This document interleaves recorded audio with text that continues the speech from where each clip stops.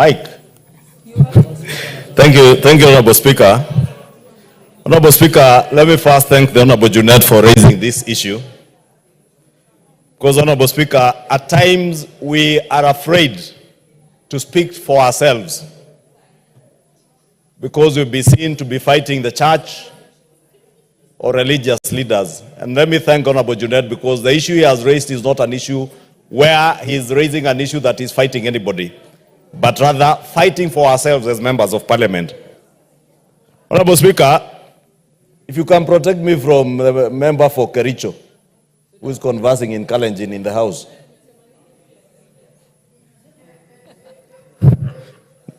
The book of Hebrews, Honorable Speaker, 13:16 says, but to do good and to communicate, forget not, for with such sacrifices God is pleased.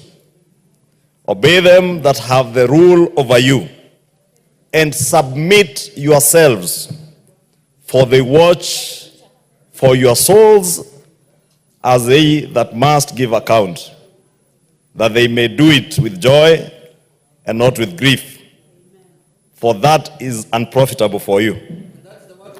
That is the word of the Lord.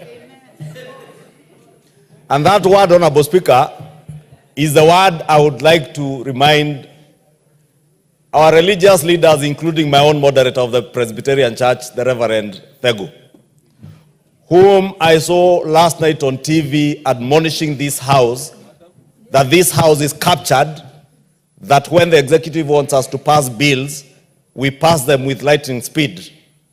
Of course we pass them with lightning speed because that is what the people elected us to do. And we do that because we are actualizing the manifesto of what we sold to the people of Kenya, because we want to remain true to the people and to God. Therefore, because you are my moderator, you cannot admonish me simply because you hail from Nyeri and you think the impeachment process moved with speed. That speed is what is expected of us under the Constitution. The Constitution gives us timelines as to when and how you prosecute an impeachment process. And let me say, Honorable Speaker, because the Honorable Junet has done good to raise this issue, we must not be afraid to tell our religious leaders that even when we do good, as the book of Hebrews tells us, when we give in church, we do not give in church to please the bishop, the moderator, the reverend, not even the church members, the congregations in our churches. We do it because the good book in the Bible tells us, do good and communicate because it is pleasing to God. I never go to church to please my bishop. I never go to church to please my moderator. I neither go to church to satisfy the whims of my reverend. I go to church and do what I do because it is pleasing to my God, and we shall continue to do it. And if our religious class imagines they can intimidate us, I have never walked into a church, Honorable Speaker, and asked a single religious leader to give me an opportunity to speak to church.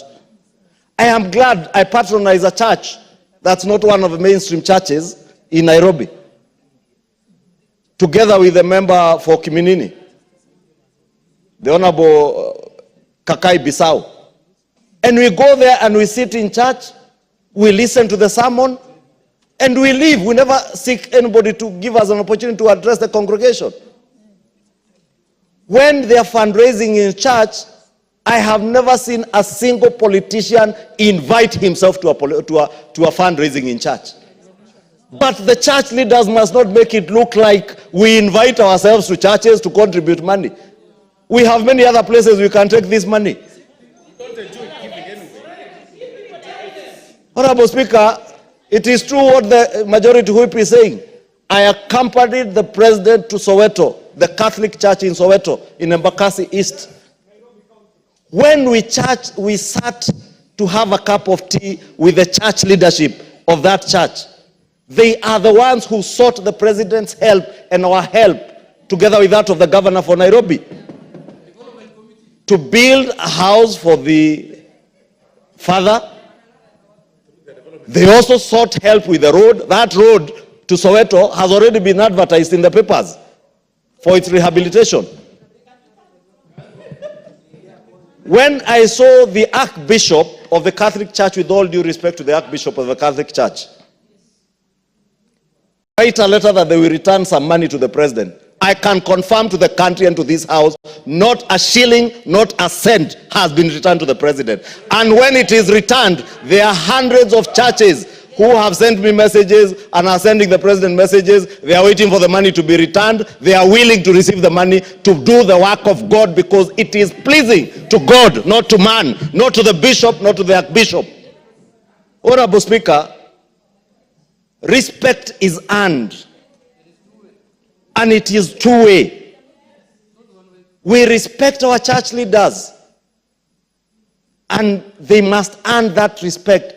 If you speak at me, I'll speak back at you. If you respect me, I will respect you back.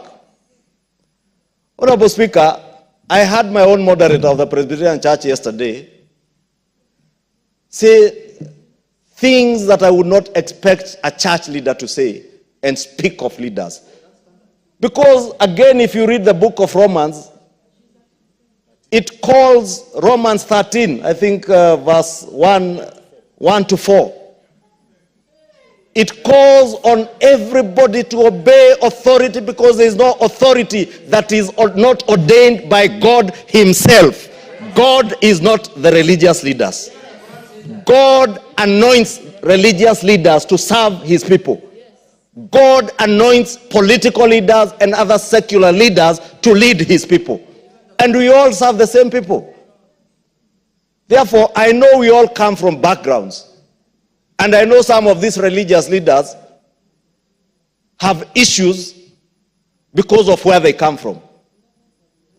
But they must divorce their personal feelings from their church work.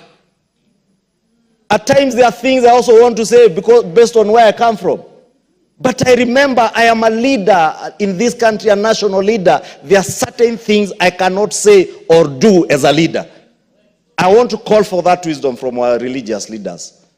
I want to call for them to respect authority as commanded in the Bible. I want them to help this country. Some of the issues that I see them pointing fingers to government on are issues of morality, are issues that they should be dealing with in society. Be it femicide, be it the growing trend of LGBTQs and everything, Honorable Speaker. Be it issues touching on corruption. Actually, it's headed by a bishop. Yes, this is headed by a bishop. I hear members saying even the Anti-Corruption Ethics and Anti-Corruption Commission is headed by a bishop. Yes. And a good bishop for that matter, and we wish him well. But all these societal challenges are challenges of society that we must address them together as leaders. Both the political leadership and church leadership, or religious leaders, not just church, even our Muslim leaders. And I want to ask our leadership to work together. We cannot deal with the issues that we have seen, the challenges we have seen with femicide, challenges with our children, without working together. Honorable Speaker, our schools, if there is some moral decadence, it begins from our schools. Many of our schools are sponsored by churches. And even public schools, we have made effort in numerous public schools to be under the sponsorship of churches under the chaplaincy of churches. But that is where the rains are starting to beat us.